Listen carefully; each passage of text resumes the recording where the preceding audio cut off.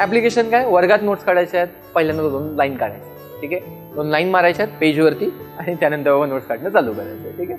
That is Cornell method. तर पुढची method आहे sentence method, worst and most useless method, ठीक आहे, पण काही ठिकाणी वापरावी लागू शकते, त्याच्यामुळे सांगून द्या. सेंटेन्स मेथड म्हणजे काय, तर सरळ सरळ सगळे सेंटेन्सेस लिहायचे, फुल सेंटेन्स नोट्स काढायचे, ठीक आहे. ही फक्त कुठे उपयोगाला येणार आहे, एसेची तयारी करायची. तुम्हाला एसेमध्ये कोटेशन्स लिहून ठेवायचे, एसेमध्ये ॲक्च्युअलमध्ये लिहायचे.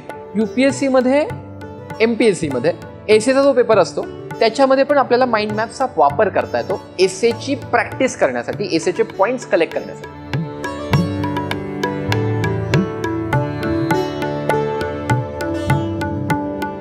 आता मग या नोट टेकिंगच्या काही मेथड्स आहेत, ठीक आहे. त्या एक मेथड बघायच्या. त्या मेथड म्हणजे बेसिकली फॉर्मॅट्स आहेत की कोणते फॉर्मॅट कशा प्रकारे वापरायला पाहिजे. त्यातला हा पहिला फॉर्मॅट आहे, त्याचं नाव आहे Cornell method. Cornell method of note. He Cornell method काय असते, basically it is most useful for making notes during the times of session चालू असताना. कारण सेशन चालू असताना तुम्हाला मल्टिपल ॲक्टिव्हिटीज करायच्या. तुम्हाला जे सांगितलं जातंय ते ऐकायचं आहे, त्याचबरोबर तुम्हाला माझ्याकडे पण बघायचं आहे, त्याचबरोबर तुम्हाला फळ्याकडे पण बघायचं आहे, वहीकडे बघून लिहायचं पण आहे, ठीक आहे. Multiple activities are going on. हे सगळं करताना विचार करायचं यातलं काय लिहायचं काय नाही लिहायचं. तो multiple activities are going on, we might tend to do mistakes. आपण बिनकामाच्या पण काही गोष्टी कधी कधी लिहून घेऊ, कधी कधी बाबा काही गोष्टी महत्त्वाच्या राहून जातील. तर त्यामुळे जे वाटते थोडं जरी वाटलं लिहून घ्यायचंय, सरळ लिहून घ्यायचं. काय करायचं, पेजला 3 पार्ट्समध्ये डिवाइड केलं, ठीक आहे. ड्युरिंग द क्लास दिसतो हा सेक्शन सगळ्यांना, ड्युरिंग द क्लासवाला. तर ड्युरिंग द क्लासच्या सेक्शनमध्ये काय करायचं आहे, तर फक्त ड्युरिंग क्लास रनिंग नोट्स लिहायच्या. ज्या ज्या महत्त्वाच्या वाटतात त्या सगळ्या इथे लिहून काढल्या, ठीक आहे. पेज आपल्याला लाईन मारण्याची सवय असते, पेजवरती म्हणतो मी, ठीक आहे. तर त्या पेजवरती लाईन मारायच्या, ठीक आहे. 2च लाईन मारायच्या आहेत, एक उभी लाईन एक आडवी लाईन, ठीक आहे. एक उभी लाईन आडवी लाईन मधली 3 पार्ट्स तयार झाले. ड्युरिंग द क्लास इथे नोट्स पॉईंट आउट केल्या, त्यातले महत्त्वाचे point just after the session.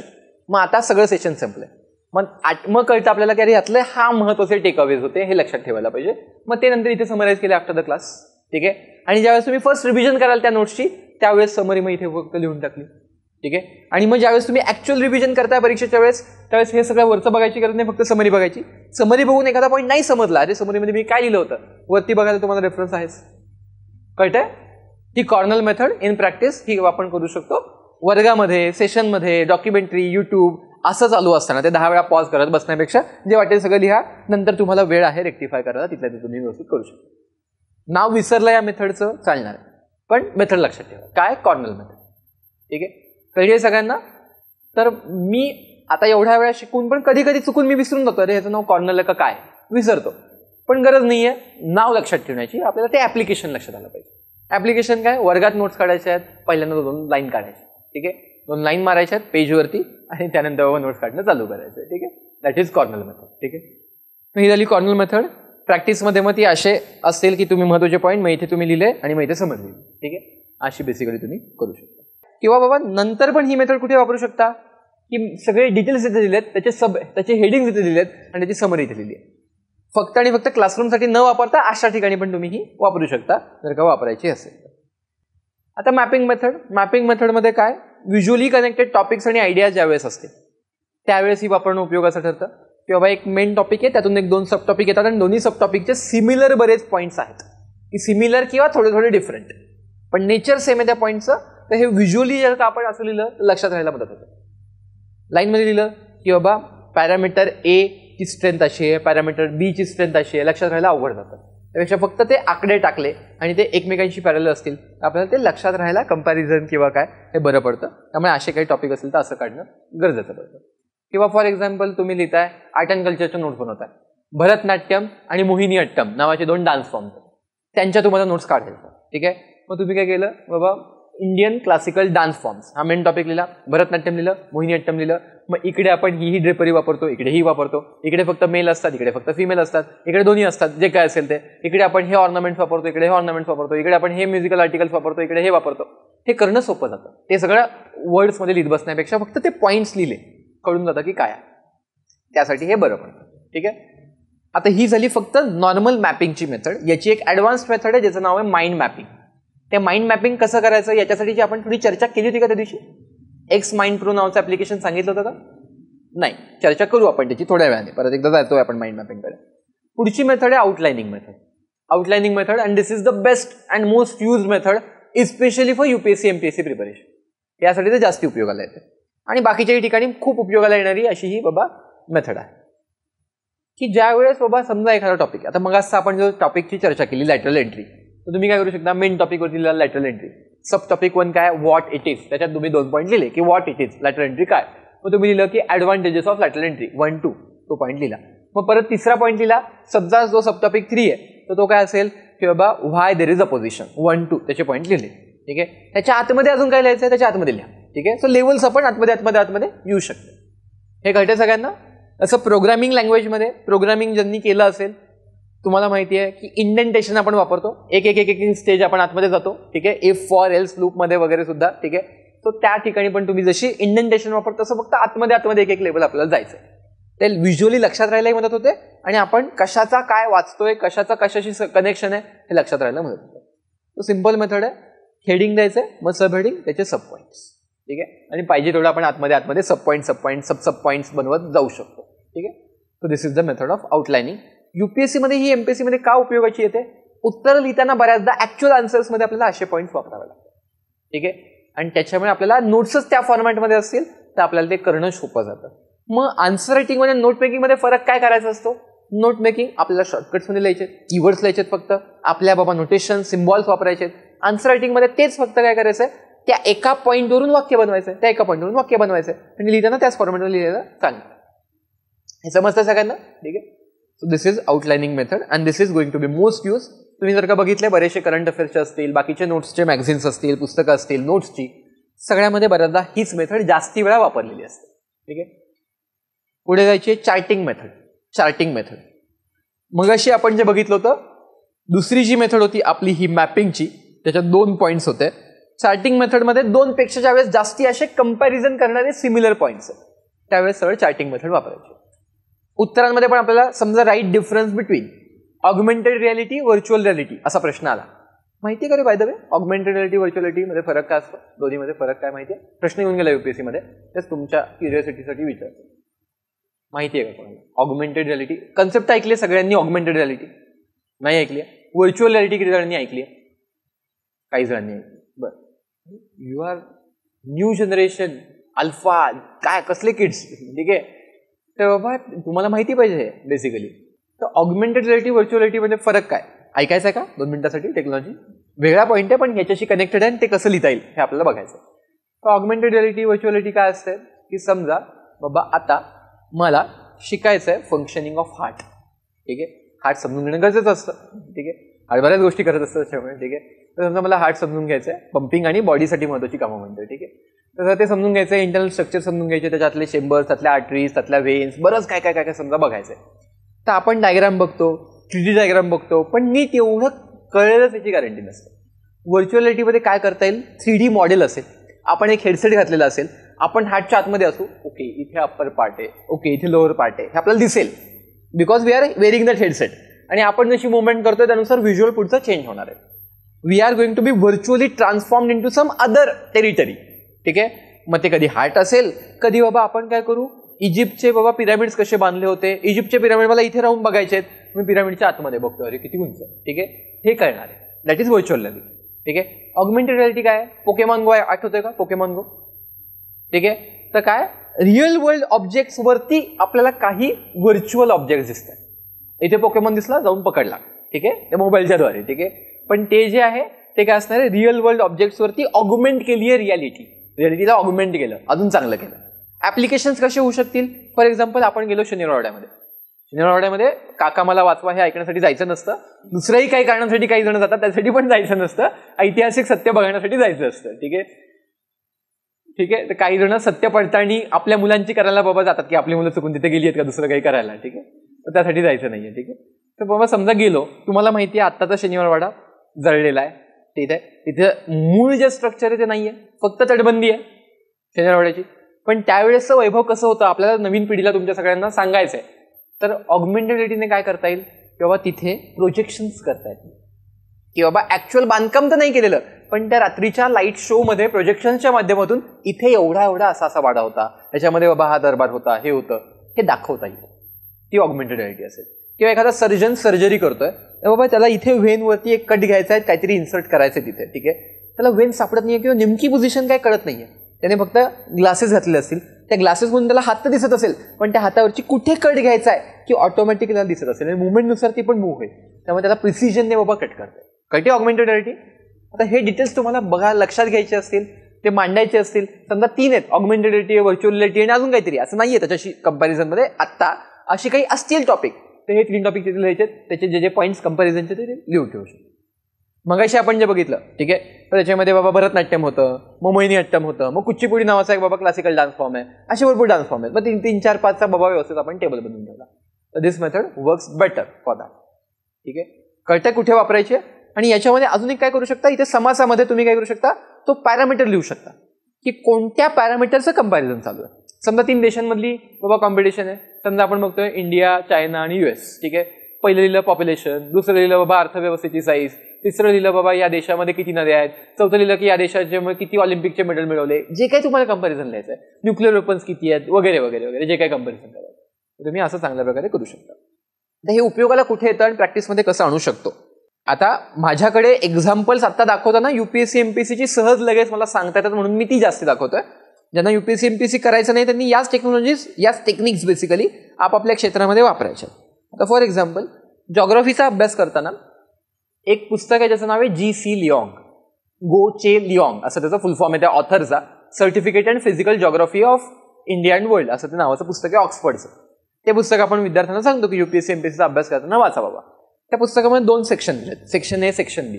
Section B मध्ये एक पर्टिक्युलर चॅप्टर आहे. चॅप्टर काय करतो, टुंड्रा इकोसिस्टीम सगळी एक्सप्लेन करतो एक चॅप्टर. एक मॉन्सून डेसिडियस फॉरेस्ट एक्सप्लेन करतो, एक काय करतं सवाना बायोम एक्सप्लेन करतं. कळतंय मला काय म्हणायचं.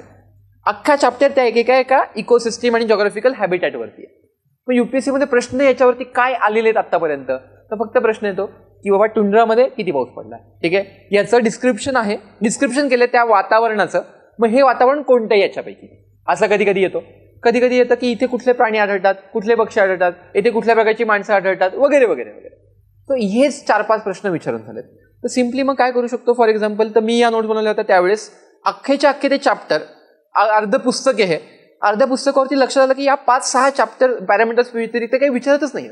हा सरळ टेबल बनवला या चार्टिंग मेथडने आणि या टेबलमध्ये माझ्या ह्या एवढाच टेबल आहे. ठीक आहे, 2 वेळा स्क्रोल केला की टेबल संपतोय. आणि तेवढ्या बाबा स्क्रोलमध्ये मला 4 पेजेस प्रिंट करायला लागली A4 साईजची, ती प्रिंट काढण्यासाठी, आणि मी ती बाबा माझ्या स्टडी रूममध्ये लावून ठेवली. ठीक आहे, त्याने काय झालं तर मला याच्यावरचे जे प्रश्न येतील ते सुटायचे, लगेच सुटायचे.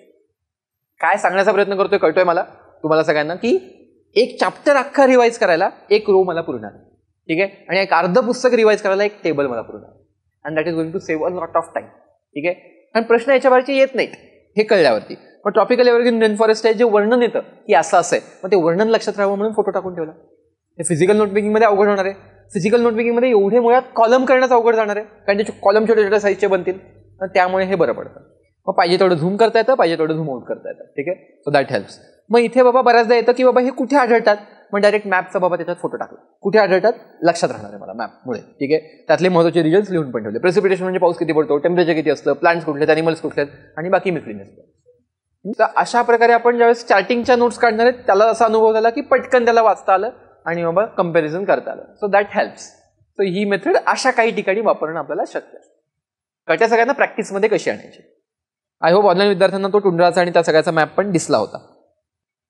तर पुढची मेथड आहे sentence method, worst and most useless method. ठीक आहे, पण काही ठिकाणी वापरावी लागू शकते, त्याच्यामुळे सांगून ठेवलं. सेंटेन्स मेथड म्हणजे काय, तर सरळ सरळ सगळे सेंटेन्सेस लिहायचे, फुल सेंटेन्सेस नोट्स काढायचे. ठीक आहे, ही फक्त कुठे उपयोगाला येणार आहे, एसेची तयारी करायची. तुम्हाला एसेमध्ये कोटेशन्स लिहून ठेवायचे, एसेमध्ये ॲक्च्युअलमध्ये लिहायचे, ते पाठ करायचे. त्यासाठी ते कोटेशन्स काही काढलेत आणि लिहून ठेवले.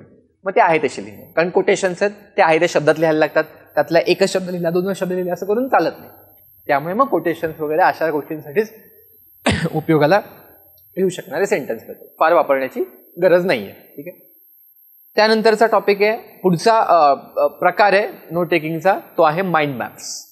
Mind maps, it is a very complex but very easy to handle type of note making, but helps a lot in our memory. आपण कदाचित चर्चा केली होती की आपली मेमरी कशी काम करते. आपली मेमरी काम करते, न्यूरल नेटवर्क्स फॉर्म होतात. न्यूरल नेटवर्क्स कनेक्शन्सच्या मार्फत. ठीक आहे, की बाबा मला अभिषेक आठवला तर मग अभिषेक आठवत नाहीये मला अभिषेक नावाच्या व्यक्तीचं नाव, मी आठवणार आहे की अभिषेक बच्चन जसा आहे ना तसा बाबा हा अभिषेक. कनेक्शन आपण लावतो, कोणाशी तरी रिलेशन लावतो. ठीक आहे, आता अभिषेक बच्चनचं काय झालं हे आठवत बसू नका आता. ठीक आहे, मग त्यांच्या डिवोर्सच्या चर्चा चालू होत्या का, मग खरंच डिवोर्स झालाय का, अमिताभ काय म्हणेल याच्यावरती, हे मनामध्ये येऊ देऊ नका आत्ता. ठीक आहे, तर माइंड मॅप्स, समजा माइंड मॅप्स आहे, तर माइंड मॅप्समध्ये आपण काय करायचंय, काही आयडियाज ज्या वाटतायत त्या समजा सगळ्या या वेगवेगळ्या आयडियाज चर्चेमध्ये आहेत, डोक्यामध्ये आहेत, त्याच्यामधले इंटर कनेक्शन्स आपण इस्टॅब्लिश केले की कुठली आयडिया कशाशी लिंक आहे, आणि मग ते आपण क्लब करून लिहिल्या, तर आपल्याला ते माइंड मॅप्स तयार होतात. आणि मग या क्लब करून लिहिल्याने आपले इंटर कनेक्शन पण चांगले फॉर्म होतात, आपली मेमरी पण अशाच ब्लॉक्समध्ये काम करत असते. So that's why it helps की हा ब्लॉक या ब्लॉकशी कसा लिंक्ड आहे, तो ब्लॉक त्या ब्लॉकशी कसा लिंक्ड आहे, ही मेमरी आपली तशीच असते. त्यामुळे माइंड मॅप पण तसे काढले तर कॉम्प्लेक्स आयडियाज खूप सिम्प्लिफाईड पद्धतीने आपल्याला इथे मांडता येतात. आता फॉर एक्झाम्पल 2 मिनिटासाठी बघायचं झालं तर ही कन्सेप्ट या ऍक्टिव्हिटीमध्ये जी सांगितली आहे ही कन्सेप्ट आहे अँटीबायोटिक्सची. अँटीबायोटिक्स आणि अँटीमायक्रोबियल रेझिस्टन्स याविषयी कोणाला काही माहिती आहे, ऐकलंय, वाचलंय?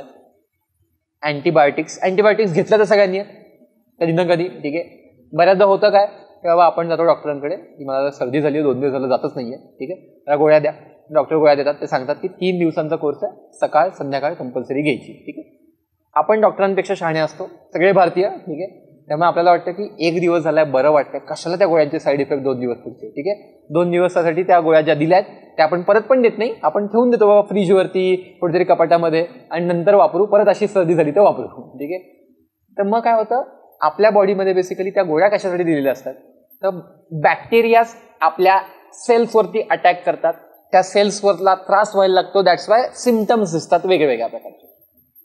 अँटीबॅक्टेरियल ड्रग काय काम करतं, त्या बॅक्टेरियाला वीक करून मारून टाकतं. ते मारून टाकण्याचा कालावधी तो 3 दिवसांचा असतो, म्हणून 3 दिवसाचा कोर्स सांगितलेला असतो. आपल्याला काय होतं, आपल्या सगळ्या गोष्टींची घाई असते. ठीक आहे, त्याच्यामुळे 1 दिवसात जरा बरं वाटतं. बरं का वाटत असतं, ते बॅक्टेरिया वीक झालेले असतात, ते आराम करत असतात की जरा स्ट्रेंथ मिळू, हा अटॅक खूप चाललाय आपल्यावरती, हा अटॅक थांबला की बाबा आपण परत एकदा अटॅक करू. पण मग काय होतं की बाबा आपण गोळ्या थांबवतो, त्यांची विश्रांती होते, ते आता अजून जास्ती जोमाने बाबा काम करायला लागतात आणि अजून जास्ती त्रास होतात.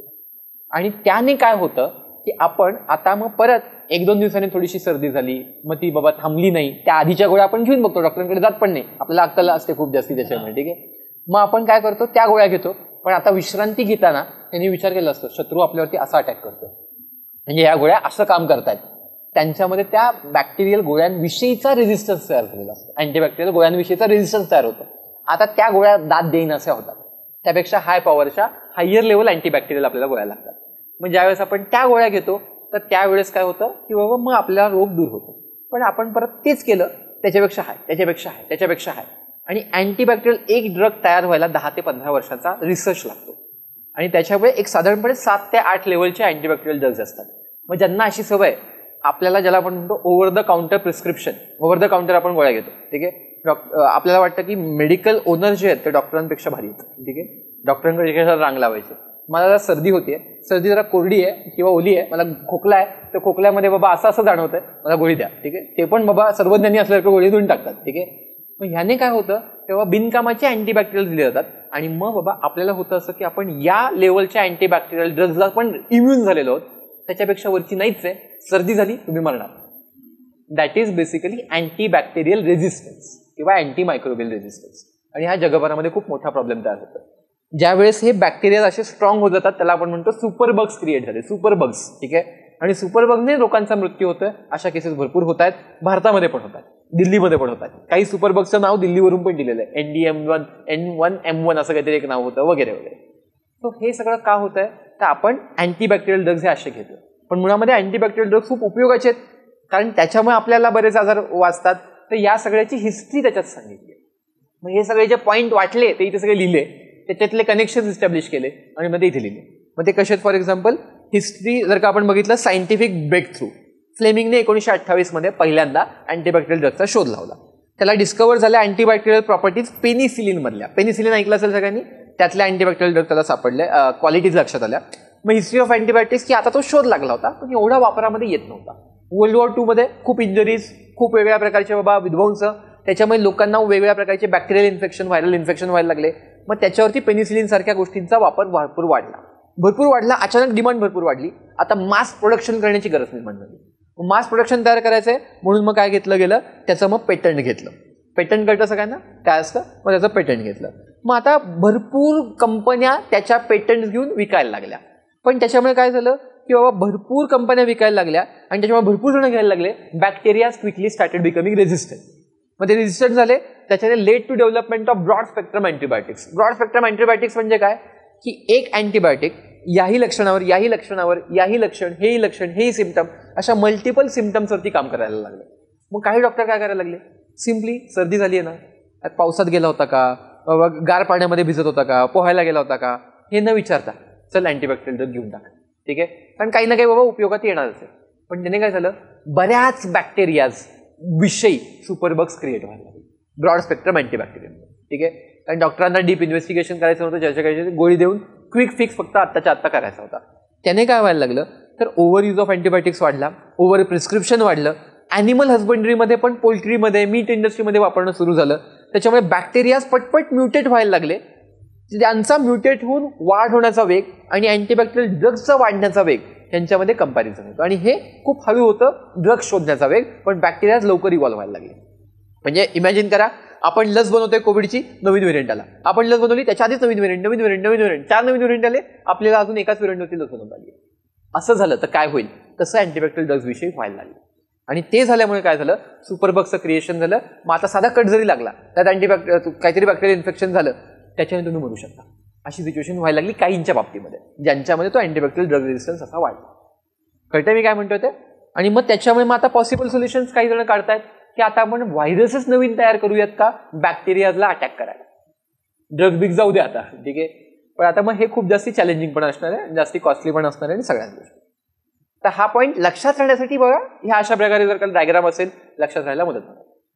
कळतात माइंड मॅप्स काय ते, एक सेंट्रल आयडिया, त्याची एक ब्रांच, त्या ब्रांचचे मल्टिपल सब ब्रांचेस, दुसरी ब्रांच, त्याच्या मल्टिपल सब ब्रांचेस, या दोन्ही ब्रांचेसमध्ये कनेक्शन असणारे काही सब ब्रांचेस, असं भरपूर आपल्याला इटरेटिव्ह वर्क जे आहे ते चांगल्या प्रकारे करता येतं. That's why mind maps helps. Complex ideas, complex phenomenons मांडायचे असतील तर माइंड मॅप हेल्प्स.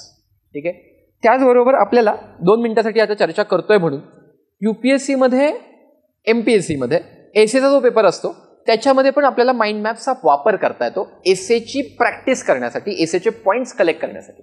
कसा, एका मिनिटासाठी बघूया. UPSC MPSC मध्ये मुळात एसेचे टॉपिकच भन्नाट येत आहेत. भन्नाट इन द सेन्स कसे, ठीक आहे, 2-3च टॉपिक दाखवणार आहे. ठीक आहे, आता बघा हा 4था टॉपिक आहे. या 4 पैकी एक लिहायचा असतो, वरच्या खालच्या 4 पैकी एक. टॉपिकचं नाव बघा, इन्स्पिरेशन फॉर क्रिएटिव्हिटी. क्रिएटिव्हिटीसाठीचं inspiration springs from effort to look for the magical in the mundane. या टॉपिकवरती 1000 ते 1200 शब्द लिहायचे आपल्याला, इमॅजिन करा. ठीक आहे, त्यात बाबा इन्स्पिरेशन मलाच येत नाहीये तो एसे लिहायला असं वाटू शकतं. ठीक आहे, त्याच्यामध्ये बाबा इन्स्पिरेशन कमी होत आहे कारण हे मंडेन म्हणजे काय कळतच नाहीये. ठीक आहे, असं होऊ शकतं. ठीक आहे, पण मग काय करायचं, हिंदी बघायचं. रचनात्मक की प्रेरणा लौकिकता में चमत्कार ढूंढने के प्रयास से उपजती है. तुम्हाला वाटेल की इंग्लिश परवडलं. ठीक आहे, मग त्याच्यामुळे मग काय करायचंय तर बाबा वाचलं तर लिहायचं. पण बेसिकली अर्थ काय की क्रिएटिव्हिटीचं इन्स्पिरेशन मिळतं कुठून, आपण ज्यावेळेस मंडेनचा अर्थ कोणाला माहिती आहे, मंडेन म्हणजे सर्वसामान्यपणे बोरिंग, काही विशेष नाही म्हणजे बाबा काय मंडेन. ठीक आहे, म्हणजे काय, फॉर एक्झाम्पल मी इथून बॉटल फेकली नाही, फक्त सोडली, खालीच जाणार आहे.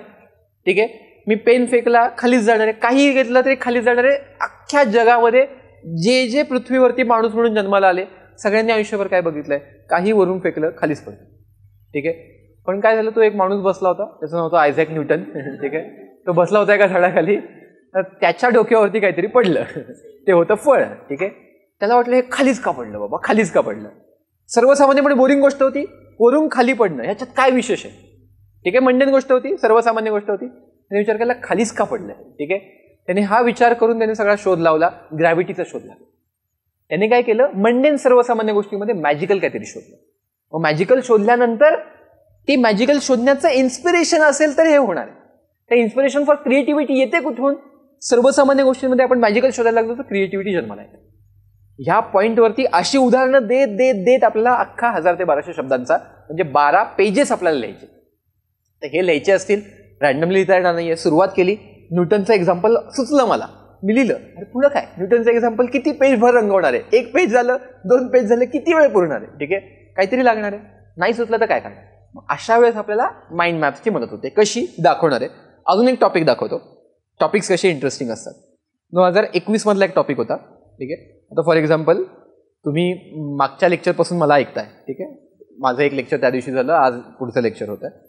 त्या टॉपिकवरती आधारित आहे, युअर परसेप्शन ऑफ मी. तुम्ही त्या सगळ्या काळामध्ये माझ्याविषयी काहीतरी परसेप्शन बनवलं असेल. ठीक आहे, मी मागच्या लेक्चरमध्ये कसं लेक्चर डिलिव्हर केलं होतं, आज कसं डिलिव्हर करतोय, मी असा कसा थांबलोय, मी कसा बोलतोय, काय करतोय, जोक मारतोय, जरा आज जरा फालतूच जोक चालू आहेत, त्या दिवशी जरा बरे होते. ठीक आहे, जे काही असं मनामध्ये येत असेल त्याच्यावर तुम्ही माझं काहीतरी एक परसेप्शन तयार केलं असेल. चांगला आहे पण जरा बिघडला आहे. ठीक आहे, किंवा चांगला आहे पण बाबा खूपच जास्ती आज हसवायला लागलाय, आज जरा मूड जास्ती चांगलं दिसतंय, व्हॉट एव्हर इट इज, जे काही तुमच्या मनामध्ये येत असेल. ठीक आहे, युअर परसेप्शन ऑफ मी. चांगलं येत असेल, it is reflection of you. तुम्ही पण चांगले आहात म्हणून येत आहे. तुम्हाला वाटतंय की मी वाईट आहे, मी फालतू आहे, मी वाया गेलेलो आहे. ठीक आहे, तुम्ही पण वाया गेलेले आहात. ठीक आहे, your perception of me is a reflection of you and my reaction to you is an awareness of me. समजा मग तुम्ही मला म्हणलात काहीतरी टाइमपास चाललंय, नोट मेकिंग शिकवा, हे काय चाललंय. ठीक आहे, तुम्ही म्हणलात, मी म्हटलं तुला एवढं पण कळत नाही, मी सांगतोय ते महत्वाचं, चल वर्गाच्या बाहेर हो. ठीक आहे, हे मी म्हटलं तर it will be my awareness of मी. मला माहिती असेल की मी फालतू शिकवतोय म्हणून मी चिडलो, पण मला माहिती आहे की तसं नाहीये. मला माहिती आहे की मी काय शिकवतोय आणि त्याचा काय उपयोग आहे. तर मी म्हणलं की तुला आत्ता कळणार नाही, पण बस आणि ऐक जे काही सांगतोय, मला कळतंय महत्वाचं आहे म्हणून मी सांगतोय. ठीक आहे, हे म्हणणं माय अवेअरनेस असेल. कळतंय मला काय म्हणायचं ते. ठीक आहे, किती डीप टॉपिक आहे खरं बघायला गेलं तर. ठीक आहे, आणि त्याच्यातून काय काय काय काय काय काय आपण लावू शकतो कनेक्शन्स. पण हे सगळे कनेक्शन्स लावण्यासाठी विचार करायला आपल्याला थोडासा वेळ लागणार आहे. एसे 3 तासामध्ये हे 2 लिहायचे, 1200 शब्दांमध्ये. तर मग आपल्याला आधी काय करायला लागतं, असं जरा ब्रेन स्टॉर्मिंग करायला लागतं. तर हे ब्रेन स्टॉर्मिंगचं एक उदाहरण आहे टीना डाबी नावाच्या एका विद्यार्थिनीचं. टीना डाबी माहिती असेल, ती आधी विद्यार्थिनी होती, पहिल्या अटेम्प्टमध्ये सिलेक्ट झाली, देशामध्ये पहिली आली आणि बाबा तिला हरियाणा केडर मिळालं, तिकडे ती काम करते आहे वगैरे वगैरे. तिची ही बाबा एक नोट मेकिंगची प्रॅक्टिस पण नाहीये. एसे लिहिताना एसेचा टॉपिक बघितल्यावरती शेवटी रफ वर्कला जागा दिलेली असते. तर जागा कशी दिलेली असते शेवटी, तर ही जी एसेचं बाबा बुकलेट आहे मग अशी जे आपण बघितलं सॅम्पल QCA बुकलेट, त्याच्यामध्ये सगळ्यात शेवटी जर का आपण गेलो तर बघा इकडे पेजेस असतात, ह्याच्यावरतीच लिहिलंय बघा, दोन्ही साईडला कॉलम्स नाही आहेत त्याला, कारण भरपूर जागा तुम्हाला द्यायची आहे, स्पेस फॉर रफ वर्क. इथे असं रफ वर्क करू शकता. एसेच्या पेपरमध्ये सुद्धा 4 पानं असतात. ठीक आहे, मग त्या 4 पानांवरती तिने काय केलं, टॉपिक होता is idea of unity in diversity in India over rated. Topic कळतोय, युनिटी इन डायव्हर्सिटीची आयडिया भारतामध्ये जी आहे ओव्हर रेटेड आहे का, खूप त्याला आपण भाव देतो का बिनकामाचा, एवढी करतो युनिटी नाहीये डायव्हर्सिटीमध्ये, असं काही आहे का, असा टॉपिक होता. मग तिला आता सुचलं की काय करायला पाहिजे. तिला समजा सुचलं की अरे डायव्हर्सिटी म्हणजे काय ते सांगू. मग डायव्हर्सिटी काय कशाची सांगू, तिने पॉईंट लिहून ठेवले. मग या प्रत्येक पॉईंटवरती सांगेल की रिलिजियस डायव्हर्सिटी भारतामध्ये हे धर्म आहेत, अशी डायव्हर्सिटी आहे, कल्चरची अशी डायव्हर्सिटी, लिंग्विस्टिकची अशी डायव्हर्सिटी आहे. तिथे बाकी लिहायची गरज नाही, ह्या पॉईंट्सवरती लिहायचं, एवढं फक्त शॉर्ट नोटमध्ये लिहून ठेवलं. तिला वाटलं मग आता तसं असून सुद्धा आपल्याकडे बाबा युनिटी इन डायव्हर्सिटी आहे, मग बाबा युनिटी म्हणजे काय असतं. मग समजा तिने ते सांगितलं. मग तिला वाटलं दुसरा पॉईंट पुढचा लिहायचा आहे की नाही, idea of unity in diversity overrated नाहीये, समजा असं लिहायचंय. तर नोचे पॉईंट्स काय आहेत की बाबा reason why India has survived. Unity नसती आपल्या डायव्हर्सिटीमध्ये, भारत सर्व्हाइव्ह झाला नसता. We would have broken in two pieces. आपला बांगलादेश झाला असता, आपला पाकिस्तान झाला असता. ठीक आहे, ते नाही झालं कारण युनिटी इन डायव्हर्सिटी मुळात आहे म्हणून नाही झालं. हे तिला पॉईंट आउट करायचंय. मी फक्त लिहिलं रिझन व्हाय इंडिया सर्व्हाइव्ह. मी जी आता बडबड केली ती सगळी ती लिहिणार आहे मग एका पॅराग्राफमध्ये. कळतात का असे पॉईंट्स काढायचे ते. मग त्याच्याशीच कनेक्टेड लॉजिकल पॉईंट आहे की बाबा नो सिच्युएशन लाईक पाकिस्तानसारखे तुकडे नाही झाले, मग तो पॉईंट लिहिला. मग डेमोक्रेसी हॅज टेकन रूट, मग त्याला जोडून काय लिहू शकतो की का नाही ओव्हररेटेड आयडिया, कारण बरोबर डेमोक्रेसी आपल्याकडे चांगली फळाला आलेली आहे. एवढ्या वर्षानुवर्ष निवडणुका होतात, कोणी त्याच्यावरती आरोप करत नाही, पीसफुल ट्रान्समिशन ऑफ पॉवर होतं. इकडे जर का आपण बघितलं बांगलादेशमध्ये काय झालं बघितलं, लोकांना आवडत नव्हतं, लोकांनी डायरेक्ट व्हायलंट ओव्हरथ्रो करून टाकला, प्राईम मिनिस्टरला बाबा हे करून टाकलं.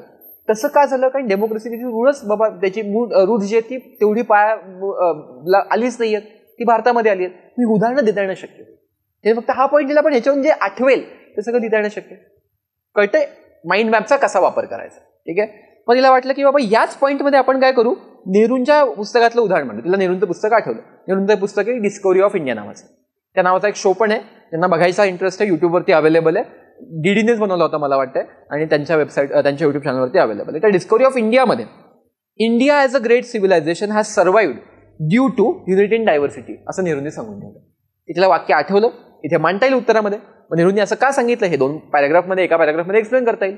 अजून एक पुस्तक आठवलं, सुनील खिल्लानी नावाचे लेखक आहेत. त्यांनी सांगितलं होतं आयडिया ऑफ इंडिया ही कशी वेगळी आहे फ्रॉम आयडिया ऑफ पाकिस्तान. आणि idea of Pakistan is based on division, idea of India is based on unity in diversity. मग हे कम्पेअर करून सांगणं वेगवेगळ्या प्रकारची उदाहरणं. ठीक आहे, जे जे महत्त्वाचे पॉईंट वाटले ते लिहिले, त्या पॉईंटवरून इलॅबरेट करायला बाबा आपल्याला स्कोप. पण कनेक्शन्स आणि त्याचा फ्लो हा माइंड मॅपच्या फॉर्मॅटमध्ये आपल्याला जास्त चांगल्या प्रकारे करतो. कळतंय कसा वापरायचा माइंड मॅप, त्यासाठी मी एसेचं उदाहरण दिलं. पण ही माइंड मॅपिंगची टेक्निक अशा प्रकारे इथे वापरता येणं शक्य असतं. So these are basically few of the techniques that I wanted to discuss with you about mind map and note making.